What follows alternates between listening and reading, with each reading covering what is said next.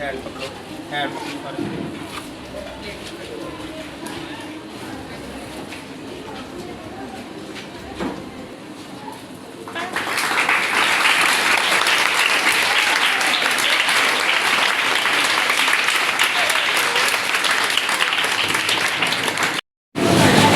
बिस्मिल्लाहिर्रहमानिर्रहीम।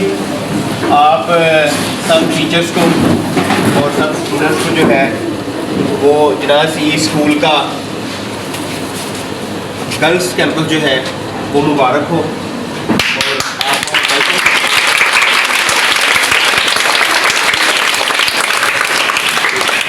और आपको मैं वेलकम करता हूँ अपने गर्ल्स कैंपस में।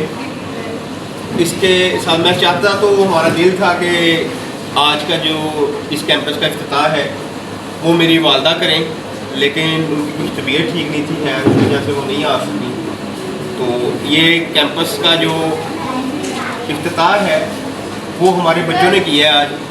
और अल्फाज आप लोगों के लिए वही बात है कि साथ नहीं देते जब ऐसी कुछ सूरत हाल बनती है, जब अल्लाह पाक इतनी इज़्ज़त देता है जो हमारी सोच और गुमान में भी नहीं होती, तो फिर उसके लिए फिर अल्फाज जो है वो निकलते नहीं हैं।